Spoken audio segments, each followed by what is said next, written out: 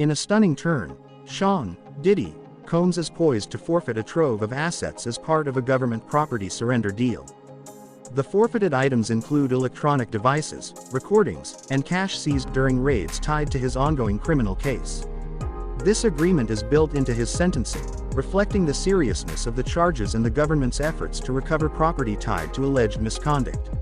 Over the next minutes, we'll dig into what he's forfeiting, why it matters, how this came together, and what could be next for his empire.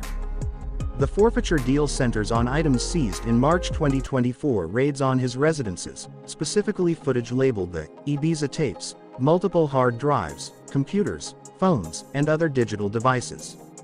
Also included is $9,000 in cash found at the Park Hyatt where he was staying before arrest.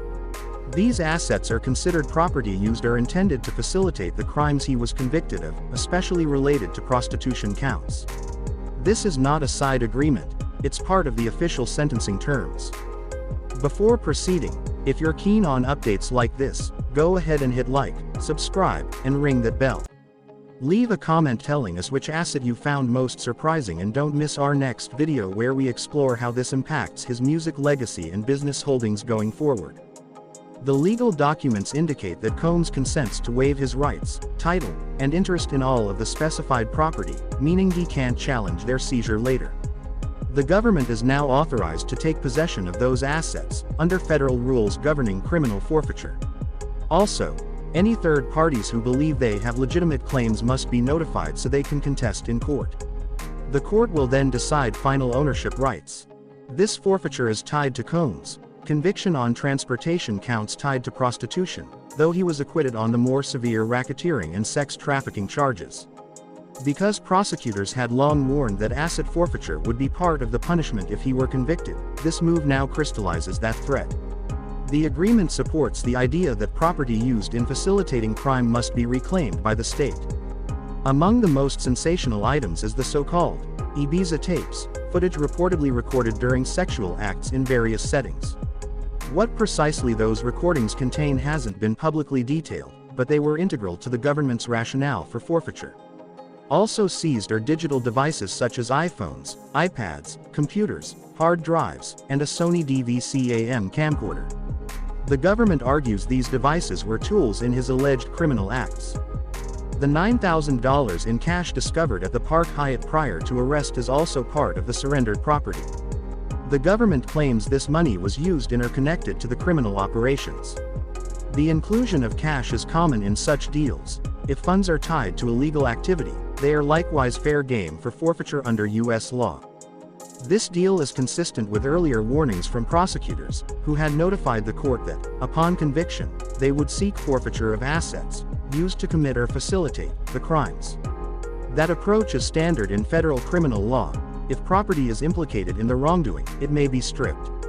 Some analysts caution this method can be overbroad, as Combs' defense has argued, because it can target legitimate business operations as tainted.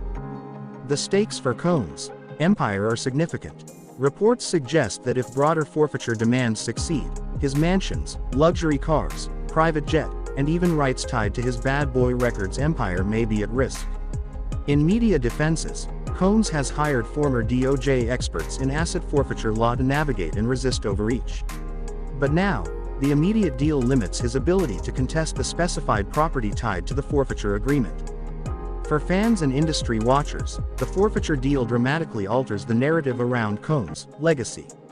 Once revered as a mogul with vast control over music, fashion, media, and nightlife, he now faces dismantling of components of that empire by legal force.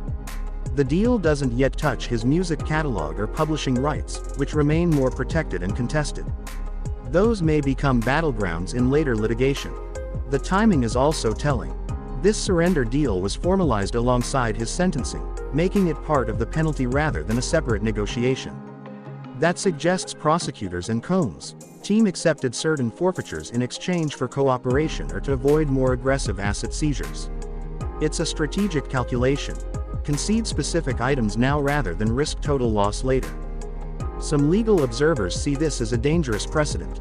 They warn that governments, when emboldened, may stretch the definition of property used to facilitate crime to grab more than truly implicated assets. In Combs' case, critics argue that parts of his business empire have legitimate uses and socially valuable function, making blanket forfeiture an overreach. But in high-profile prosecutions, courts often give wide deference to prosecutorial claims. Still, Combs and his legal team may continue to fight in other dimensions. Though the deal covers many seized devices and recordings, disputes may remain over ancillary property not explicitly listed, deferred claims, or appeals to dismantle broader forfeiture. The defense could challenge the sufficiency of the government's proofs linking each item to the crime. And third-party claimants, if any, may assert legal interest in seized property and demand court hearings. The forfeiture deal doesn't automatically mean Combs loses everything. It's limited to specified assets used or intended to be used in the offenses. His primary music catalog, some intellectual property rights, and brand prestige may survive. But the symbolic impact is huge. Admitting to surrender property tied to his conduct casts a long shadow over his reputation, business viability, and future revenue streams. The bottom line: Sean Diddy Combs is walking into a forced surrender of critical assets under his conviction, from recordings and electronics to cash, as part of his sentencing. This deal sets a firm legal boundary on what he can no longer fight over. While his business empire and intellectual property remain contested, this forfeiture deal represents immediate, tangible losses engined by the government. Thanks for watching. Like, subscribe, comment your reaction, and I'll see you in the next video update.